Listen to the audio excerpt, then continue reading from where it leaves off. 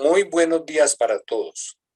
Reciban un cariñoso abrazo de la Sociedad Geográfica de Colombia, que está muy orgullosa de tenerlos en este momento en que vamos a ofrecer la conferencia titulada Wenceslao Cabrera Ortiz, el padre de la espeleología en Colombia. Les habla y les da este saludo el coronel Augusto Bahamón. Soy el presidente de la Sociedad Geográfica de Colombia. Para mí es un honor estar cumpliendo esta actividad, estar presidiendo esta actividad. Gonzalo Enrique Valdivieso Borges, es que él es muy joven.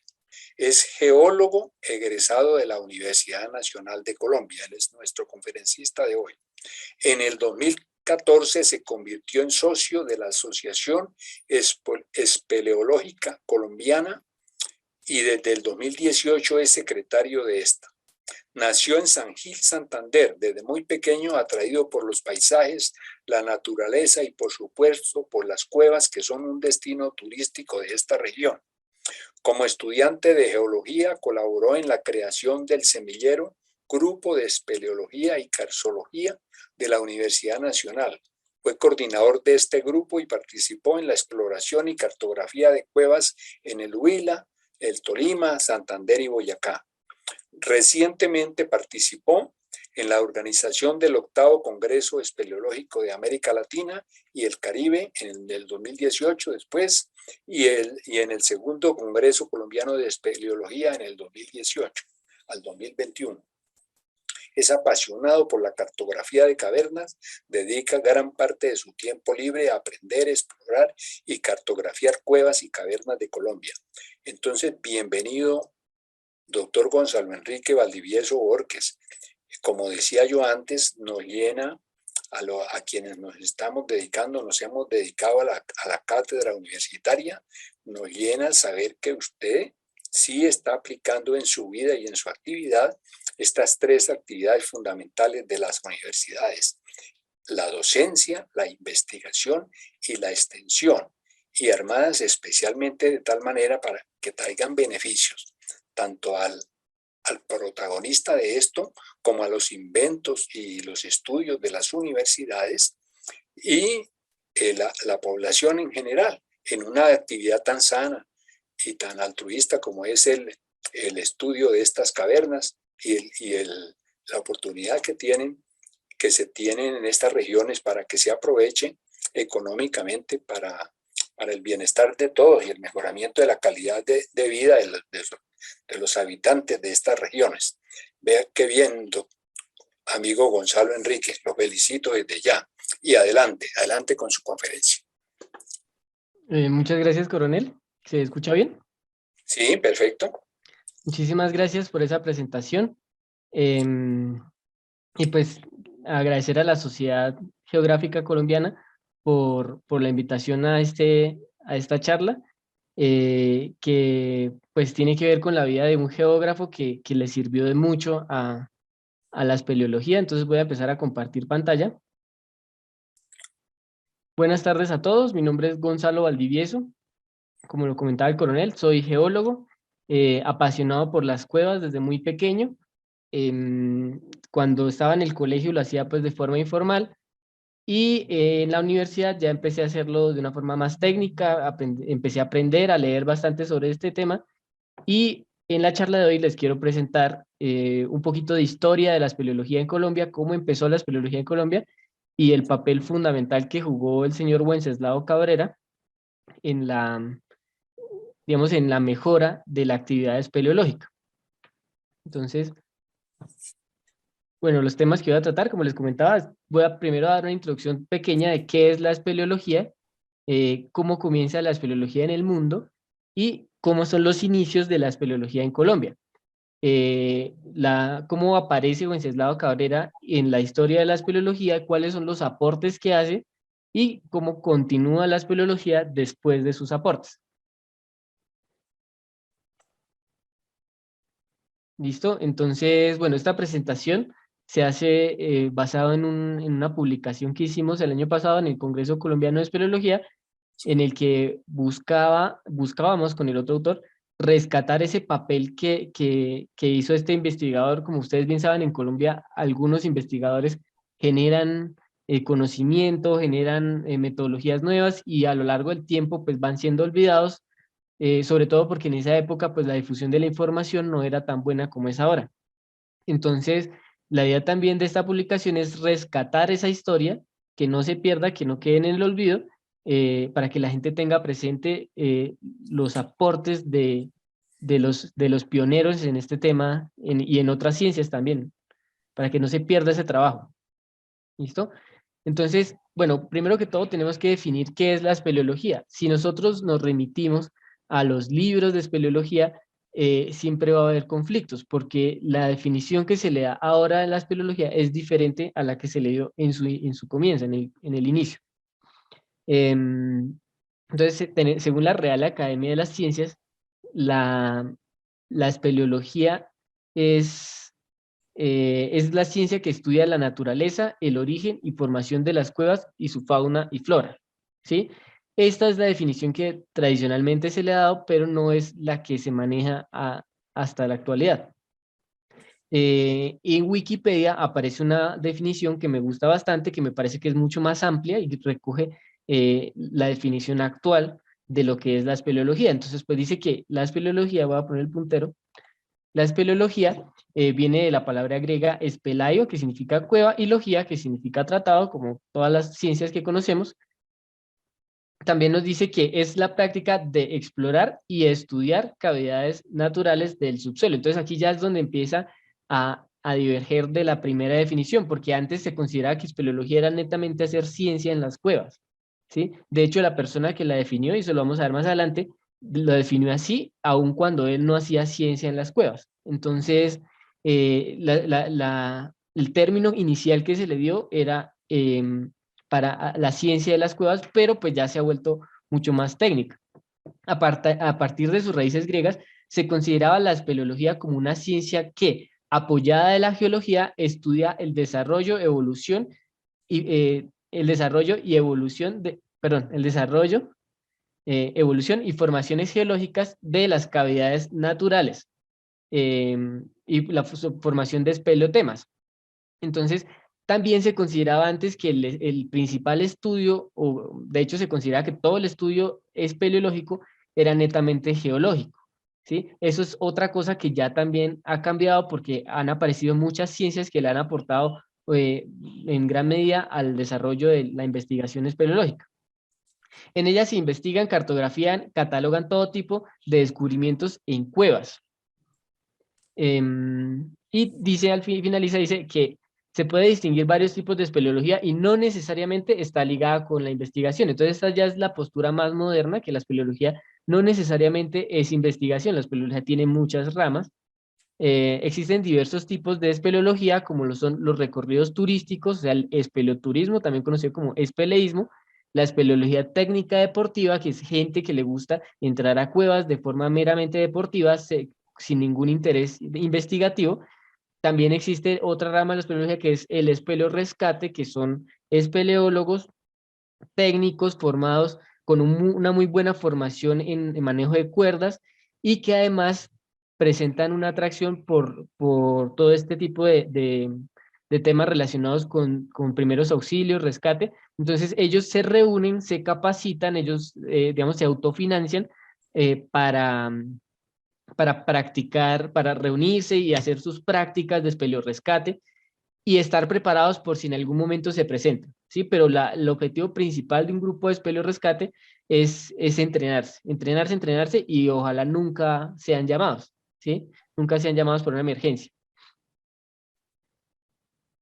Em, Listo, entonces comienzo desde la espeleología en el mundo. Entonces tenemos que remitirnos al en dónde empezamos nosotros, en dónde el ser humano empieza a hacer espeleología. Entonces tenemos que empezar a remitirnos a desde qué momento el hombre empezó a entrar a las cuevas. Entonces, pues tenemos en cuenta que el hombre primitivo vivía en las cavernas, las utilizaba como guarida, como protección, y esta digamos, esto no entra dentro de la definición de espeleología, o sea, no, a pesar de que llevamos milenios entrando, viviendo en las cuevas, no podemos empezar a contar el inicio del hombre en la espeleología desde esta época, porque ellos no la estudiaban, porque ellos no lo hacían de forma deportiva, porque ellos no, o sea, no tenían ningún manejo técnico, sino simplemente entraban y la utilizaban como guarida. ¿Listo? Entonces, la espeleología viene a aparecer de forma formal cuando Alfred Martel empieza, que era un abogado investigador, él empieza a, pues sí, a hacer investigaciones en este tema y, y como investigador, perdón, no molesto acá. Ya. Y como investigador se nota la importancia de hacer publicaciones serias que traten a la espeleología como un tema serio. O sea, es él quien le da la seriedad que merece la espeleología y además es quien acuña el término espeleología. Entonces, de esta manera, pues la espeleología empieza a partir de él. Esto lo publicó, bueno, a partir de él, de una publicación que él hizo de cavernas de Europa, cavernas que él visitaba en sus vacaciones, es que empieza a aparecer la espeleología, digamos, de forma formal. Esto ocurrió en 1889. Este dato es importante porque a medida que en el mundo la espeleología iba empezando a tomar seriedad, en Colombia iba ocurriendo lo mismo, de una forma bastante contemporánea. Entonces, en 1889 publicó el libro Las Cavernas, donde narra sus expediciones explorando las cavidades europeas. Ya para la parte colombiana, o sea, a partir de Martel, ya de ahí se empiezan a dar informes más técnicos en Europa sobre espeleología. Y si nos venimos a Colombia, hablando de cómo empieza la espeleología en Colombia, igual que como comenzó en Europa, comienza con reportes de cronistas y de viajeros que van mencionando algunas cavidades. Yo aquí en Colombia quiero destacar el reporte más antiguo que he encontrado, que es el del político colombiano Manuel Ancísar, que valga decirlo, en homenaje a él, la Universidad Nacional tiene un edificio que es el edificio de Geociencias y de Derecho, que se llama el edificio Manuel Ancísar, y porque también el papel que él jugó en la creación de la Universidad Nacional fue fundamental. Entonces, pues se le hizo un homenaje con ese edificio. Él tiene un libro que se llama La peregrinación del Alfa por las provincias del norte, de la Nueva Granada. Este libro lo publicó en 1853 y es el reporte más antiguo que he encontrado de cavidades, que menciona cavidades en Colombia, cuevas en general. Y no solo es el más antiguo, sino también es uno de los mejores, porque menciona, a medida que él va pasando por varios municipios, él va mencionando cavidades. Por ejemplo, menciona cuevas en Muso, en Puente Nacional, que hoy pues Puente Nacional se han conocido varias cavidades. También habla de un sector conocido como Las Cuevas, que queda cerca al municipio de Flores. Esto es en Santander. Según lo que yo he estado leyendo, intentando cuadrar la geografía con la geografía de ese momento, que él narra ahí con lo que actualmente, con la visión política actual, pues yo creería que ese sector que él conoce como Las Cuevas se refiere al municipio del Peñón y que queda al lado del municipio de Flores, que vendría siendo lo que hoy se conoce como Florian. Es posible que así sea, pues es una interpretación mía, hay digamos, revisarla con más a fondo, pero hace parte de los primeros reportes. También menciona el hoyo del aire, menciona que para esa época, estamos hablando de 1853, que para esta época ya era famoso el hoyo del aire en el municipio de La Paz, Santander, y el hoyo de los pájaros en el municipio de Mogotes, también en Santander. Menciona varias cavidades y destaco el reporte de la cueva del Chocó, que es una cueva que se localiza actualmente en lo que conocemos como Gambita, Santander. Bueno, en ese momento también él lo menciona en Gambita y, y pues da una descripción bastante, digamos, bastante primitiva para lo que ahora es la espeleología, pero bastante útil. Voy a leerla. Dice, hay otra quebrada caprichosa que, desdeñando el correr por las sinuosidades del terreno, ha ido a perforar una colina cerca y al suroccidente del pueblo. Él lo menciona como pueblo, pero pues está hablando de Gambita, abriendo la cueva que llaman del Chocó, de 4 cuadras de largo y enriquecida en lo profundo con estalactitas numerosas que han disminuido la altura primitiva del socavón grande y desembarazada, si se ha de juzgar por la elevada puerta que da entrada al arroyo. Entonces, estas tal vez podríamos decir de las primeras descripciones que se hace de una cavidad, que corresponde, igual como les comentaba ahorita, a las descripciones que se hacían en Europa para esa misma época. Posteriormente, aparece en 1866 el almanaque de Bogotá. Anualmente se publicaba este almanaque, y en la versión publicada para el año 1866 se publican dos reportes bastante completos de cavidades en Colombia. Uno de esos es la Cueva Antigua, que hace parte, que, pues como comentaba el coronel al inicio, yo soy de San Gil, esta cueva queda en San Gil, y es una de las primeras cuevas que exploré. Entonces, esta cueva, la Cueva Antigua, es muy bonito poder leer esta narración que describe la cavidad y conocer ahora la cueva, porque nos permite entender cómo ha evolucionado esta cavidad a través del tiempo, ¿sí? En esta época pues se habla de muchos hallazgos arqueológicos, cementerios, trastes por todas partes, y actualmente pues es una cueva bastante destruida, y pues eso nos sirve para darnos cuenta cómo estamos manejando la arqueología en Colombia. Actualmente esa cueva se sigue destruyendo por el mal manejo, por la falta de revisión de las autoridades locales, eh, pero esta cueva pues nos permite conocer eso, cómo ha evolucionado.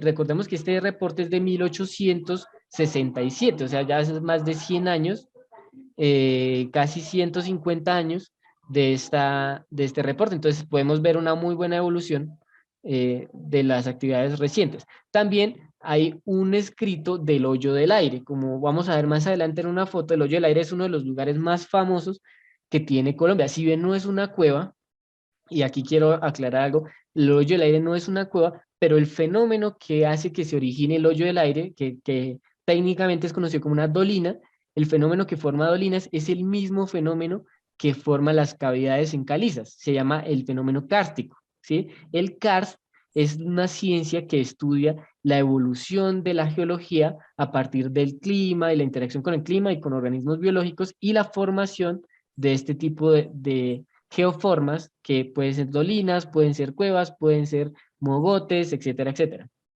¿Sí?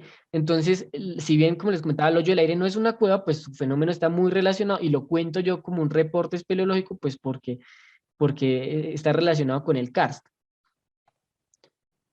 Posteriormente, en 1871 tuvimos la visita de José Gutiérrez de Alba, quien fue un poeta, escritor, periodista español, que vino a estas tierras pues a explorar lo que hacían en ese momento muchos españoles ilustrados. Venían a explorar y a enviar textos a Europa sobre lo que encontraban acá. Entonces, una de las representaciones que él hace que más me gustan es de la cueva que en ese momento se conocía como la cueva de Tuluní.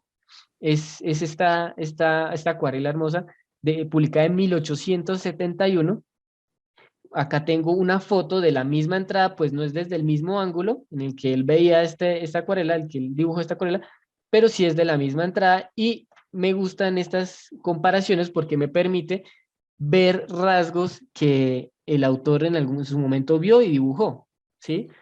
Entonces uno empieza a encontrar, bueno, las rocas y ese tipo de cosas, y por lo menos a mí personalmente me gusta buscar todo este tipo de información primitiva de la espeleología, intentar capturar los mismos ángulos. Cuando tomé esta foto, pues no conocía esta imagen, pero seguramente si la hubiera conocido, hubiera buscado este mismo ángulo, pues para poder hacer una comparativa, ¿sí? Entonces, estas cuevas que se reportan en 1871, actualmente pues siguen completamente vigentes y muy bien conservadas.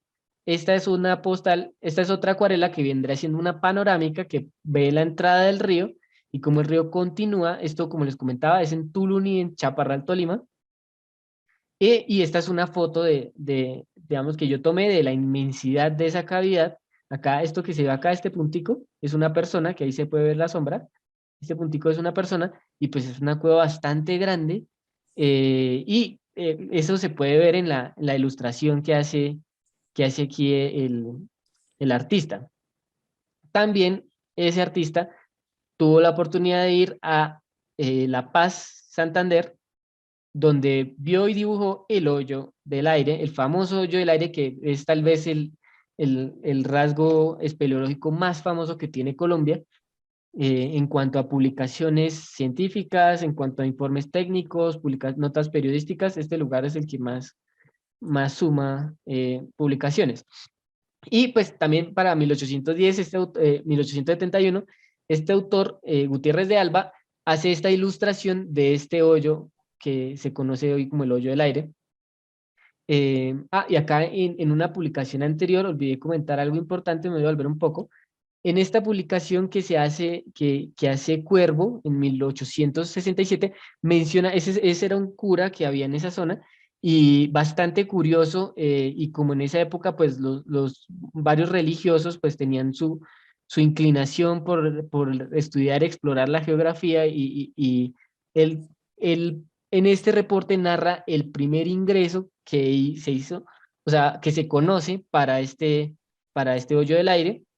Actualmente ya es más fácil bajar, es decir, ya hay grupos que bajan más seguido, pero pues en 1867, que fue cuando él publicó, ¿no? Porque él hizo esto, creo que fue en 1865, 64, que él publicó esto, era mucho más difícil, tuvieron que armar toda una caseta con troncos y bajar una especie como de canasta para que él pudiera llegar allá, ¿sí? Pues en esta época era mucho más difícil, ahora ya se hace con un equipo, hay mucha más tecnología para hacerlo, y pues ahora esto pues es un gran, digamos, un gran aporte, porque pues se conoce que fue la primera persona que bajó. Este hoyo tiene cerca de 150 metros de profundidad, y creo que la Torre Colpatria es un poquito más pequeña, entonces cabría la Torre Colpatria ahí, de la inmensidad que tiene este rasgo. Y aparece posteriormente una publicación de Alexander von Humboldt de 1878, donde narra, pues todos conocemos que Humboldt iba anotando sus hallazgos y los iba enviando, y también iba recolectando muestras de fauna y de flora, y las iba enviando para el Museo de Historia Natural.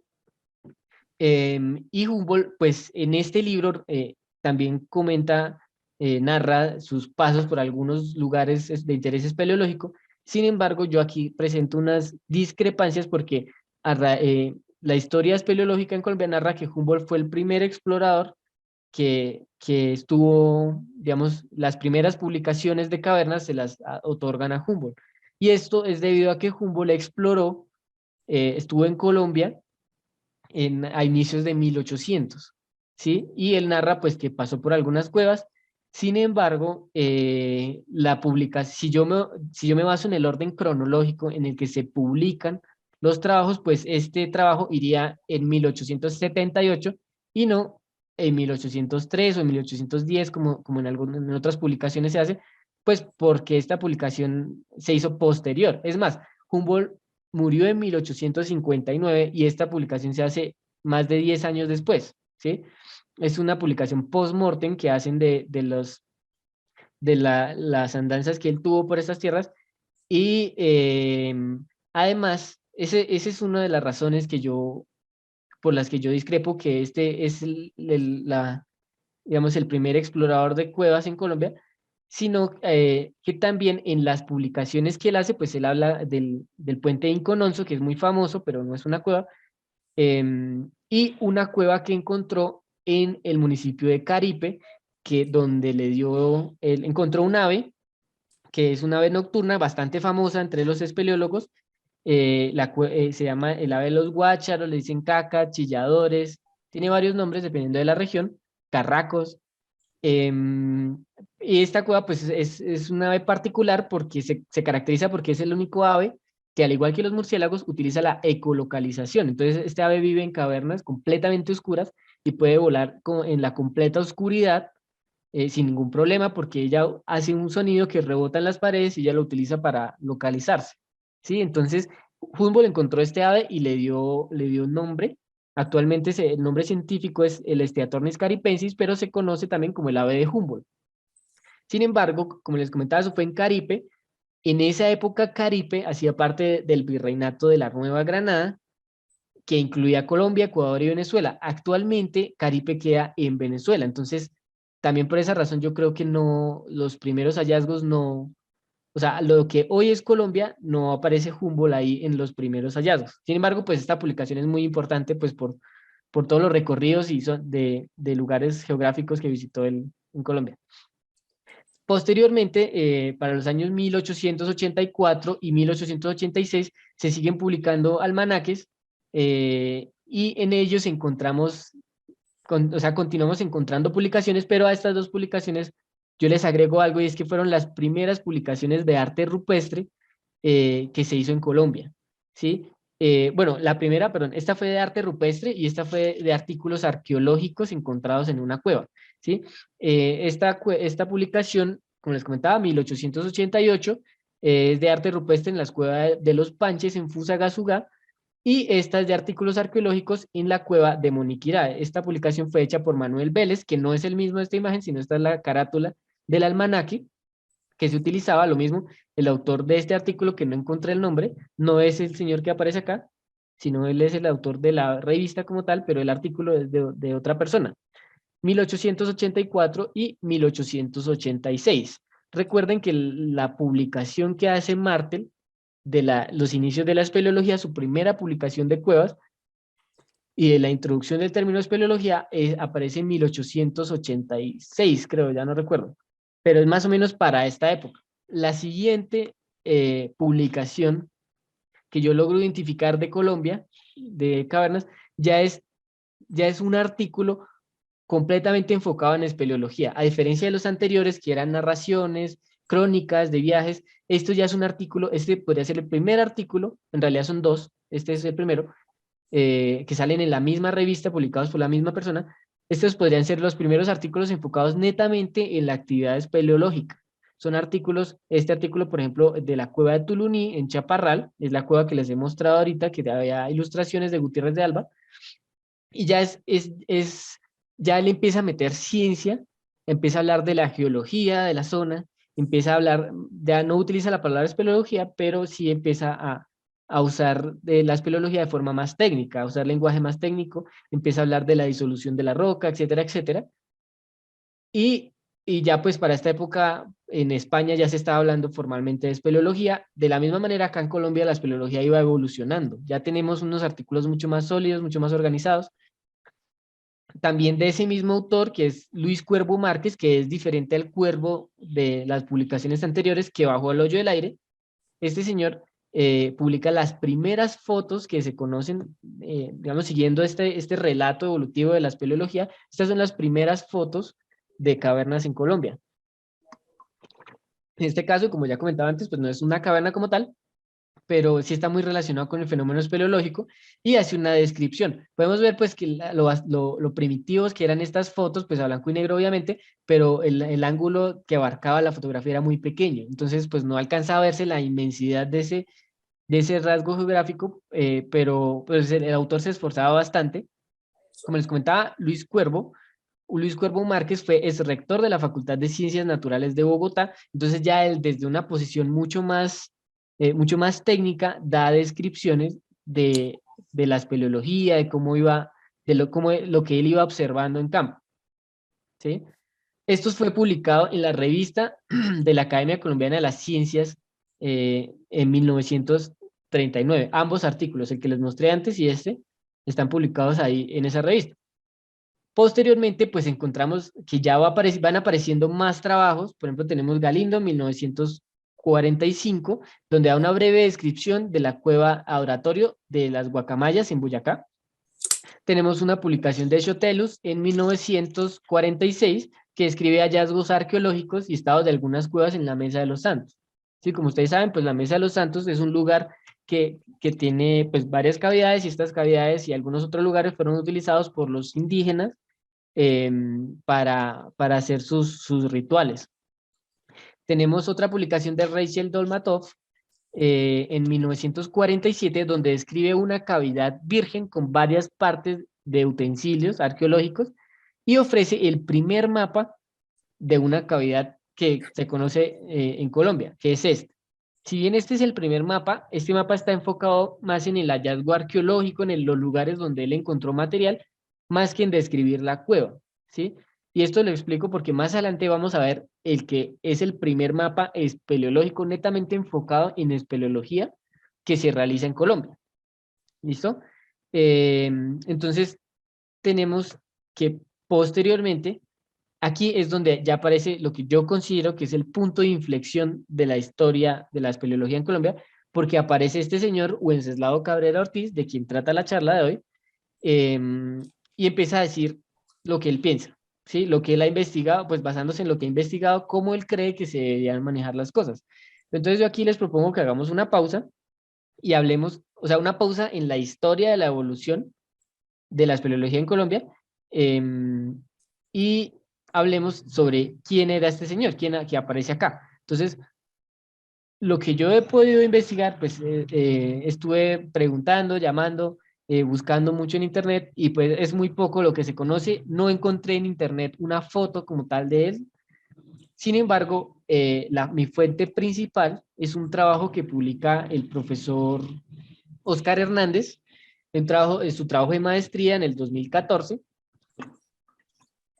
donde él, no recuerdo si él es historiador o antropólogo, pero donde él recoge habla sobre la vida de Miguel Triana y Wenceslao Cabrera y recoge los aportes que ellos realizaron al arte rupestre en Colombia. ¿Por qué? Porque es, digamos, relacionado con el arte rupestre. Resulta que Wenceslao no solamente hizo aportes en la espeleología, a nivel de arte rupestre, a nivel arqueológico en Colombia, él fue pionero bueno, eso lo vamos a ver más adelante, pero ya vamos a ver. Entonces, bueno, ¿qué sabemos de él? Sabemos que en 1937 fue jefe de los Scouts Católicos Nacionales. Él era estudiante del colegio, ay, no recuerdo el nombre. Bueno, y él fue profesor del colegio San Bartolomé, profesor de bachillerato, hasta 1942, ¿sí? Posteriormente se ingresa como seminarista jesuita en el 46 y abandona en el 52. Sin embargo, él no deja de ser académico durante toda su vida a raíz de su pertenencia a los Scouts. Él va investigando, va leyendo mucho, se apasiona por la geografía. Él, a pesar de que no estudió directamente geografía, sí era un geógrafo nato, o sea, él desde pequeño, desde sus primeras publicaciones, siempre estaba describiendo lugares. Y bueno, y acá coloco una foto que esta es la única foto que hay, como les comentaba, en internet no aparece ninguna foto. Esta foto está en el trabajo que les comentaba ahorita del profesor Hernández, en la que el profesor asegura que la reclutó una revista y fue a partir de un premio que le da el Ministerio de Educación, que se llama la Medalla de la Fiesta de la Juventud Colombiana, se la dan a él. Entonces, pues él siempre fue una persona muy destacada en los temas en los que participaba. Posteriormente, obtiene el título de licenciado en Filosofía en la Universidad Javeriana en 1959. Entonces, él era licenciado en Filosofía, pero aportaba a todo lo que iba aprendiendo. Entonces, acá el profesor Oscar Hernández nos muestra una transcripción del monolito de Panche que realizó Wenceslao Cabrera para la publicación de la revista Bartolina en 1942. Entonces, el profesor en este trabajo destaca la forma en la que él trabajaba. Acá quiero leer esta frase que me parece que describe muy bien su trabajo en la parte arqueológica y nos va a dar una idea de cómo trabajaba él en la parte espeleológica.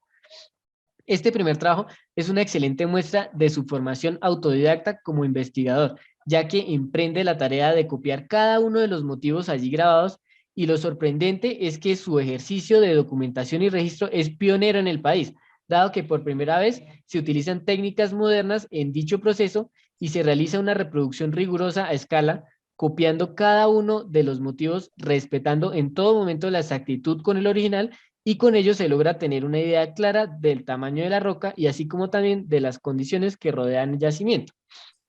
Entonces, la experiencia que adquirió Wenceslao, como lo comentaba en esa cita, pues es de forma autodidacta, y lo llevó a él a formular un modelo de documentación y registro de arte rupestre que aún hoy es utilizado. Además, también es conocido por debatir posturas que él consideraba equivocadas, y esto es algo que lo vamos a ver también en espeleología, en sus publicaciones espeleológicas, y el profesor Herrera menciona, y abro comillas, analiza los textos que se han escrito sobre el país y que gozan de prestigio nacional y muestra cuáles son los errores de dichos trabajos. Y esto es algo que caracteriza a Wenceslao, que él iba a una zona, observaba y si veía que o sea, si lo que él encontraba era diferente a lo que se ha publicado, pues él no tenía reparo en nombrarlo directamente y decir, hay que actualizar esta información. Entonces, continuando ya en 1953 con la publicación que hace Wenceslao, lo denominó Espeleología Colombiana y me parece que fue el mejor título que pude encontrar porque esta publicación ya es la primera vez que formalmente se utiliza la palabra espeleología y no solo eso, sino, vamos a verlo más adelante, propone o describe cómo está la espeleología actualmente. Entonces dice, pero en la iniciación y el desarrollo de la espeleología, rama de la geografía física, podemos ver que él acá incluye la espeleología como una rama de la geografía física que está muy relacionada con la geología y pues él tenía digamos, él tenía inclinaciones geográficas hacia las ciencias geográficas, entonces él logró conectar la espeleología con su amor por la geografía. Entonces dice, rama de la geografía física. Casi nada se ha hecho en nuestra patria. A lo más poseemos imprecisas narraciones sobre algunas cavernas conocidas desde lo más antiguo por célebres viajeros que han recorrido el territorio nacional, pero no tenemos todavía ni siquiera una orientación general espeleológica, ni mucho menos un esbozo topográfico o planos y estudios verdaderamente científicos sobre el tema. Entonces él está diciendo, venga, esto es lo que hay, ¿sí? Fue escrito, tengamos en cuenta que esto fue escrito hace casi 70 años, 1953, y aún hoy todavía es vigente. No porque no se haya avanzado en el conocimiento espeleológico, yo soy testigo de que sí se ha avanzado y se avanza bastante, sino que no se ha hecho a la velocidad en la que se debiera hacer. ¿Por qué?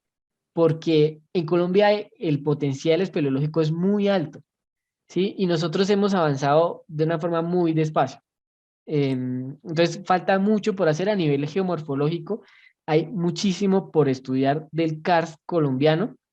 Y pues vamos a ver más a detalle eso. Para subsanar este abandono y este descuido con el fin de colocar humildemente un pequeño pilar para futuras investigaciones que pueden ser iniciadas por tantas personas de talento y inquietud intelectual, escribimos precisamente este estudio preliminar. Entonces, aquí el que buscaba con esta publicación, precisamente decir que la espeleología no es solo hacer geografía, hacer geología, sino que una persona simplemente con su inquietud intelectual, como él menciona, puede llegar a participar en la espeleología, puede llegar a hacer informes espeleológicos, puede llegar a hacer descripciones de cavidades, que es lo que se necesita actualmente.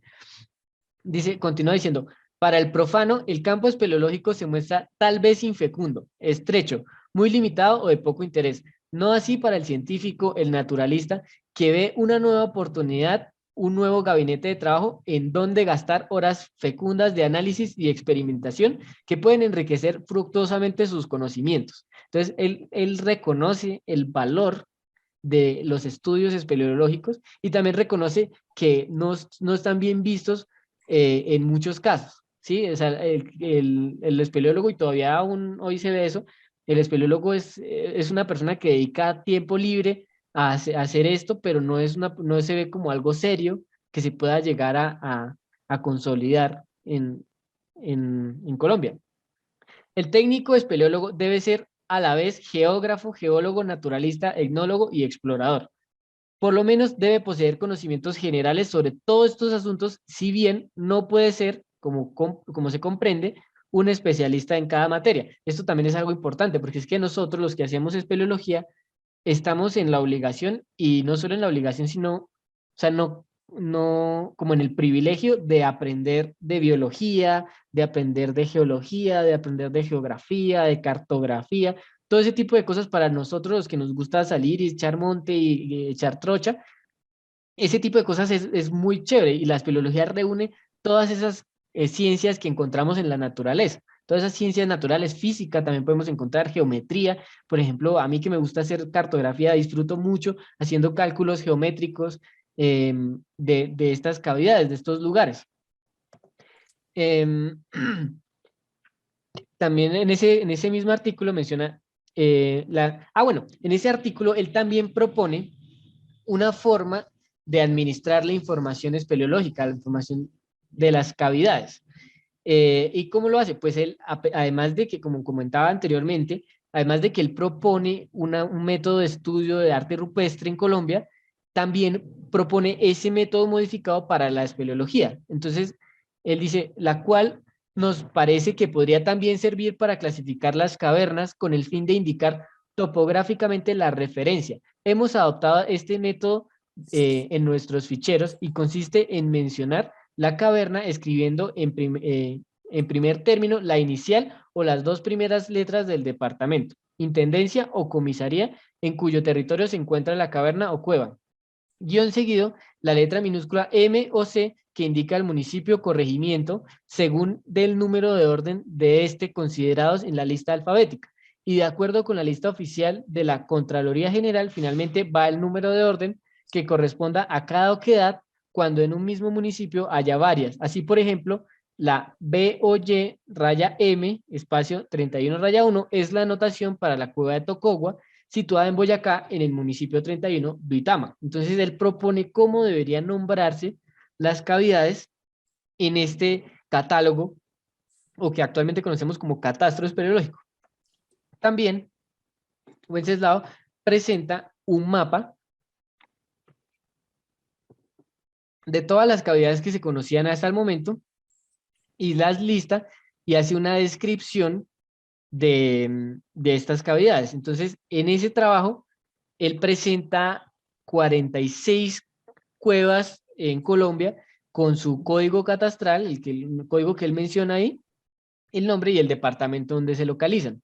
¿Sí? Entonces, este vendría siendo como el primer catastro que se hace en Colombia de la espeleología. Este señor se puso a leer, a investigar todo lo que había encontrado, y lo metió en esta lista y además hace una descripción de cada una de las cavidades.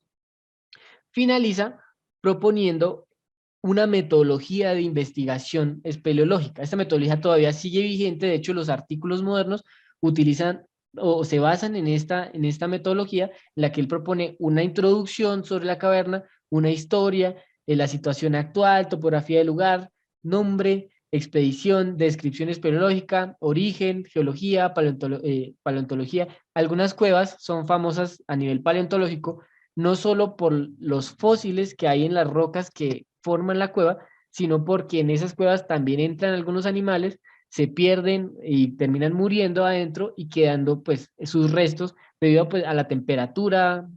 Dentro de una cueva se suele manejar temperaturas frescas, una humedad muy alta, pero la temperatura es muy constante, entonces eso hace que la descomposición de estos animales pues sea mucho más lenta y permita conservar muy bien algunos animales del paleógeno, neógeno, incluso algunos de cuaternario que podemos encontrar en algunas cuevas, ¿sí? Entonces no solo en la roca caja, sino pues también hay, que entraron a la cavidad. Datos tecnológicos, datos arqueológicos, fauna y flora, meteorología en especial, detalles prácticos, anexos, conclusiones. Todo esto era lo que él proponía que se hiciera en un informe espeleológico. Sin embargo, pues él reconocía que hay personas que no les interesa o no quieren hacer una publicación, entonces él decía, pueden llamarnos a nosotros.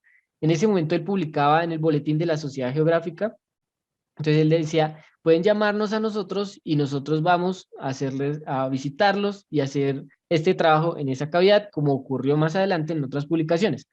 Finaliza esta publicación diciendo, creemos sinceramente que con esta orientación aplicada concienzudamente por parte de los estudiosos y aún aficionados, podríamos tener muy pronto un gran acopio de datos muy importantes para dar cuerpo a la espeleología colombiana. Entonces, ya en 1953, él está diciendo, venga, necesitamos empezar a recopilar información de todas las cavidades que haya en Colombia. Necesitamos empezar a recibir información. Posteriormente, también en la revista de la Sociedad Geográfica Colombiana, que es este medio que Wenceslao utiliza para todos sus hallazgos espeleológicos. Él publica un trabajo sobre la cueva del yeso, ¿sí? Estudio espeleológico elemental, donde pone en práctica todo lo que había propuesto antes. Y es en este trabajo donde presenta el primer mapa espeleológico, que a diferencia del que yo les mostré, el de 1947 de Rachel Dolmatov, este mapa sí tiene los rasgos que debe tener un mapa espeleológico. O sea, el anterior no los tenía pues porque no fue hecho para describir una cavidad, sino unos hallazgos arqueológicos. Este sí fue hecho para describir la cavidad y presenta lo que los mapas modernos de espeleología deberían tener, o sea, por obligación deberían tener, que es una vista de planta, un corte desarrollado y varios cortes transversales, ¿sí? De esta manera, esto es lo más básico que debería tener un mapa espeleológico, y él, a partir de sus conocimientos que ya el profesor Oscar nos comentaba, a nivel arqueológico pues era muy autodidacta, a nivel espeleológico igual. Este mapa está muy bien hecho, para la época está muy bien hecho. Em, Posteriormente pues el profesor Wenceslao Cabrera fue, y sí continuó sus investigaciones en la Mesa de los Santos. Y en esta publicación, pues él habla principalmente de hallazgos arqueológicos, y principalmente de hallazgos arqueológicos, pero también hace unas descripciones de unas cavidades allá en la Mesa de los Santos. En 1968 publica la investigación espeleológica colombiana, la cueva de Tocogua. Entonces recoge todo lo que se hizo desde el 53 hasta el 68, propone o menciona algunas nuevas cavidades que reporta a partir de textos que ha recibido la Sociedad Geográfica, en la que pues menciona las cavidades de Nare, en Antioquia, que ahora son muy famosas, Puerto Nare, y una cueva en Chocó que se llama la Cueva de Bebedo, que ha recibido y pues que próximamente van a ir a aumentar esas investigaciones. Y en este artículo él menciona, dice, también y fundamentalmente ha faltado una entidad rectora de estas actividades para que su adelantamiento fuera una realidad. Entonces, aquí lo que está diciendo es que él se basa en la espeleología venezolana, que para este momento ya estaba muy avanzada, ya existía la Sociedad Venezolana de Espeleología, y él dice, venga, aquí en Colombia deberíamos hacer lo mismo y deberíamos empezar a trabajar en pro de recompilar la información espeleológica. Eso se intentó en algún momento, pero para este momento no tomó mucha fuerza, porque pues igual todavía la mayoría sigue siendo igual. Las investigaciones van por cuenta de los investigadores y no hay como entidades que se dediquen a financiar actividades espeleológicas. Entonces, pues era muy difícil, sobre todo en esta época, teniendo en cuenta también el contexto de violencia del país, era muy difícil acceder a estos lugares a hacer exploración. También Cabrera menciona, dice, el documento fundamental para intentar de ahora en adelante la intensificación del interés espeleológico tiene que ser un catálogo o inventario de todas las oquedades o cavernas conocidas a todo lo largo y ancho del país, con sus especificaciones más importantes. Entonces ya estaba hablando de la necesidad de crear un catálogo o un catastro de cavidades en Colombia. Sí, él ya presentaba varias cavidades y pues había necesidad de seguir haciendo muchas más. Él, como les contaba, son 46 lo que él presentaba, pero pues él se sabía que en Colombia habían muchas. Este es uno de los artículos que más me gusta de él, de 1970, en el que habla de la cueva de Cunday.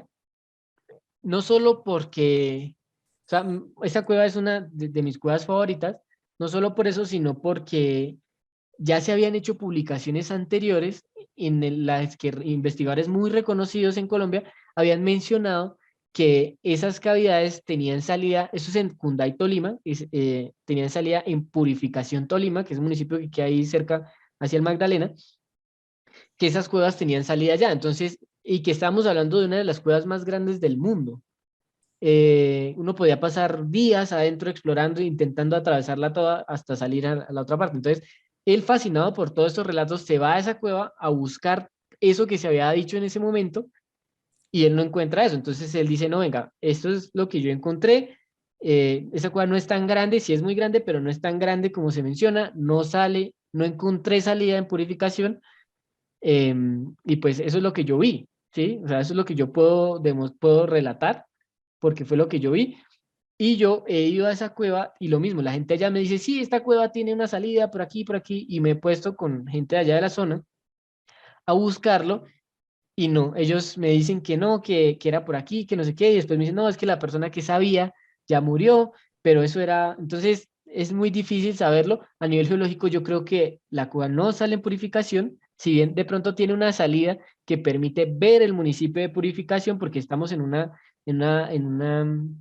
en una serranía pequeña, entonces desde una parte alta uno podría llegar a ver el municipio de Purificación, pero, y a eso tal vez era que se refería el otro autor con decir que sale, tiene una salida al municipio de Purificación, eso sí es posible, pero que tenga una salida que llegue allá al municipio de Purificación, pues yo lo veo a nivel geológico bastante improbable, y eso es una de las cosas que, digamos, ahorita con la geología uno puede, eh, como que puede argumentar, ¿sí? Puede argumentar la parte geológica y demostrar de que no es tan fácil que eso ocurra, y que él desde esta época él ya estaba diciendo, venga, no, es que no encuentro, por más que busco, no encuentro, e intentaba acabar esos mitos que muchas veces se conocen en las zonas, sobre todo donde hay cuevas. Entonces él iba a buscarlos y a responderlos y a decir, sí, es posible que eso sea cierto o no, como fue este caso.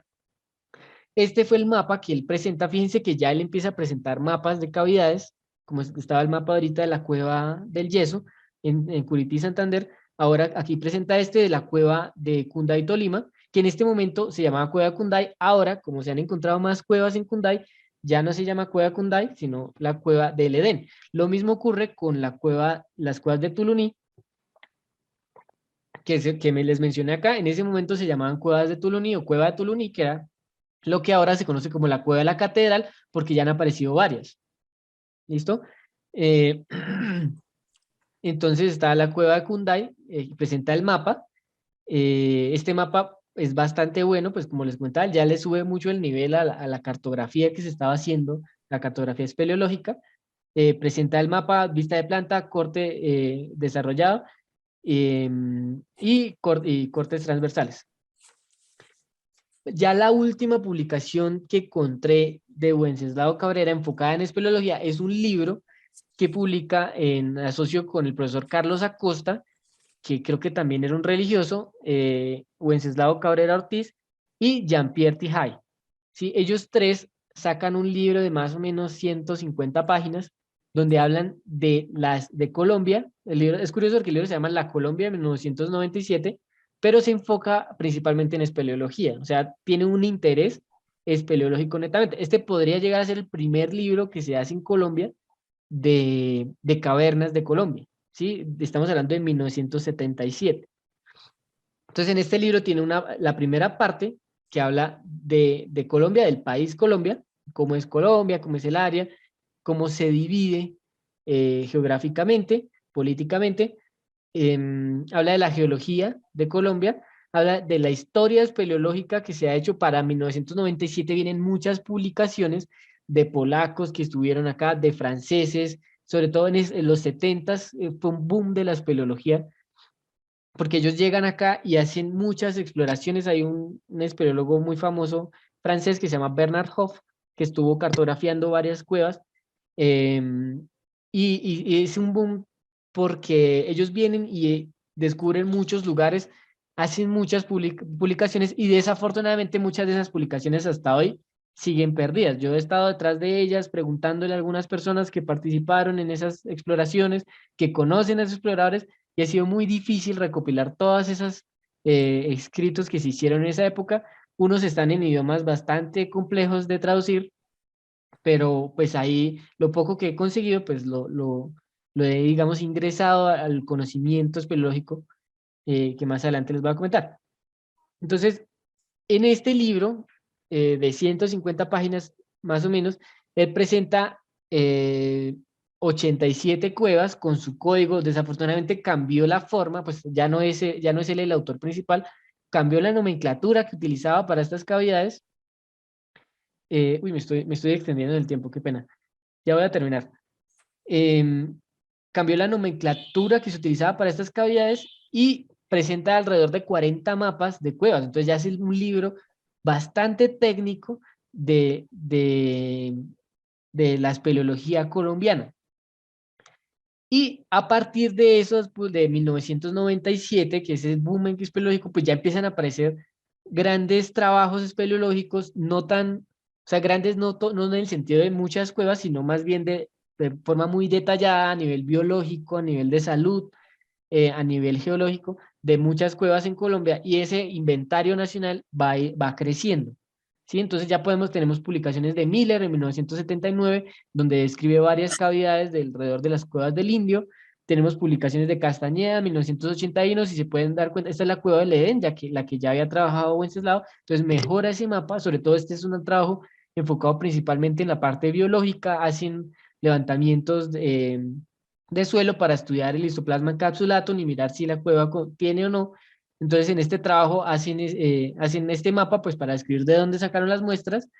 1990 viene Malekar, que creo que es un polaco, si no estoy mal, no recuerdo, no recuerdo de dónde es exactamente, pero ya empiezan a aparecer libros de varios catálogos de cavernas muchas cartografías. La caverna del Páramo en Santander, que también se conocía como Gedania Páramo. Esta es una cueva, esta cueva es la cueva del yeso, que también Wenceslao la había publicado en algún momento, entonces se presentan cartografías, ahora se les agregan fotos, existe una mejor clasificación para espeleotemas, entonces se empieza a dar más detalle. Este ya es uno de los últimos libros, esto ya es del 2015 de Roman Hapka y otros, en el que presentan unas cartografías bellísimas, ya se enfoca más en la parte artística que en la parte, digamos, de precisión, pero son unas cartografías muy bellas.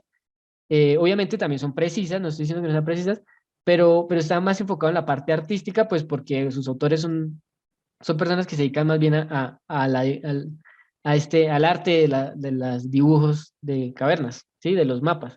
Entonces, en este libro, el 2015, ya es otro libro que también presenta varias cartografías, se llama Cavernés, ya está más enfocado como a un relato, como se ha hecho antes, pero también presenta unas cartografías bastante buenas de estas cavidades. Y ya para finalizar, en uno de los trabajos más recientes de unos espeleólogos, geólogos de la UIS, amigos que están por ahí conectados, ellos hicieron unos modelos 3D de unas cavernas en el Peñón, en un proyecto que se llama Parque Cárstico, ahí les dejo la dirección por si lo quieren buscar, y en el que presentaban unas cartografías o unos modelos, ya no se puede llamar cartografía esto, sino como un modelo 3D bastante bueno de una cueva, y esto ya es como lo último en Guaracha, ¿sí? Lo que se está haciendo actualmente para las cuevas más importantes, porque también hay que reconocer que esto es bastante costoso. ¿Sí? Entonces, para algunas cavidades que se considere que requieren mayor detalle, pues ya se puede hacer esto, la tecnología lo permite, y en Colombia ya se está haciendo, ¿sí? Entonces, a nivel técnico, pues la calidad ha subido enormemente y podemos hablar de, aquí ya como haciendo una gráfica de la cantidad de trabajos espeleológicos que se publican en Colombia, pues podemos ver que ha ido aumentando. Aquí quiero hacer una aclaración. Este cuenta le dice hasta el 2015, o sea, está por décadas. La década del 2010 está a la mitad. Sin embargo, pues nos daríamos cuenta que solo teniendo en cuenta 5 años, sigue siendo el segundo dato más alto, o sea, esta gráfica va creciendo exponencialmente. Y los trabajos de Wenceslao, donde él propone cómo hacer la espeleología en Colombia, se hicieron pues en esta década, en los 50, 60 y llegando hasta los 70. Y nos podemos dar cuenta pues que los estudios evolucionaron. Yo no me atrevería a decir que evolucionaron por las publicaciones que él hizo, o sea, no le atribuyo a él la cantidad el aumento en la cantidad de estudios. Yo creo que eso se debe más bien a que ahora hay más personas interesadas en estudiar, hay más personas con estudios que quieren hacer espeleología, es más fácil, se encuentra bibliografía más fácil, la comunicación, etcétera, etcétera. Entonces no es solo a eso que se asocia, pero sí yo podría atribuirle un poco la mejora en la calidad y que la propuesta que él hizo hace 70 años pues sigue vigente y sigue necesaria ahora en Colombia.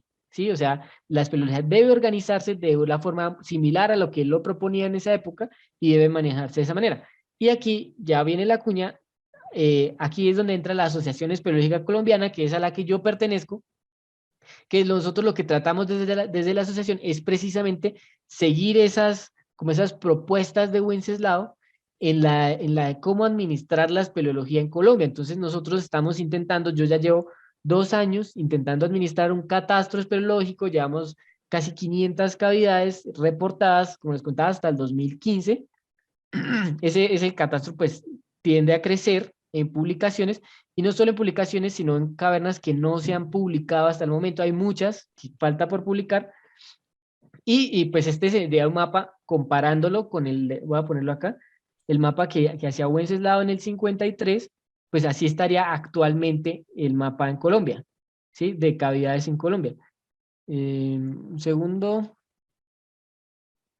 Acá. Este era el mapa que se tenía, y ya podemos ver una notable evolución de la espeleología de esa época. Ahora se conocen ya, como les contaba, más de 500 cavernas, hay reportes oficiales de más de 500 cavidades, y todavía es mucho lo que queda por estudiar. Ojalá la gente que ha estudiado se emocione tanto como yo con este tema y se ponga a, pues nos pregunte.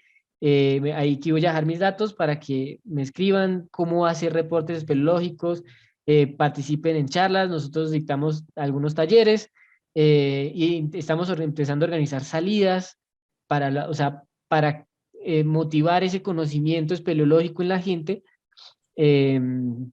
Y pues para que la espeleología siga creciendo como en algún momento lo propuso Wenceslao Cabrera. Muchas gracias, quiero agradecer por la invitación, y quiero pues hacer esta presentación en memoria del profesor Eufrasio Bernal, quien en el 2019, antecitos, apenas empezó la pandemia en el 2020, manifestó su intención de apoyarme en la realización de este documento, y pues como todos sabemos murió por la misma pandemia en el 2020. Yo le escribí un correo a la sociedad pues preguntando por él, y me comentaron que él había muerto.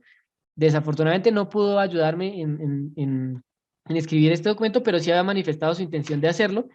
Lo mismo el profesor Luis Alfonso Pérez Preciado, quien fue alumno de Wenceslao en la universidad, creo que fue en la Santo Tomás, fue alumno de Ingeniería Geográfica. El profesor Wenceslao fue decano de la Universidad de Santo Tomás. Esto creo que fue en 1971. Y don Alfonso pues me comentaba varias cosas de aprendizajes y experiencias y anécdotas con el profesor Wenceslao, que también don Alfonso desafortunadamente murió hace 15 días. Y pues es una pena porque yo me enteré esta semana intentando contactarme con él para invitarlo a esta charla, y ya un familiar me comentó que no, que había muerto. Entonces pues también en homenaje a él, que me ayudó bastante en la organización de esta charla, y muchas gracias a ustedes. Bueno, Gonzalo Enrique Valdivieso Borges, muchas gracias por su magnífica conferencia y una felicitación muy sincera. Vea, nos enorgullece y nos llena de ánimo saber y ver que esta nueva generación ya se está preocupando por las grandes oportunidades que el suelo colombiano nos tiene. Bueno, muchas gracias, teniendo en cuenta el tiempo que se nos ha acabado. Entonces reciban todos ustedes el abrazo cariñoso de amistad y el que nos mueve para estar conectados a estas conferencias muy útiles, ciertamente muy útiles. Gracias a todos, que tengan una buena tarde. Gracias a las personas que nos han colaborado y que hemos podido conectarnos muy bien. Hoy no hemos tenido ningún problema técnico, y gracias a los que nos acompañan y gracias a los que están conectados, y les deseo a todos una buena tarde y que Dios nos bendiga a todos. Gracias. Cerramos.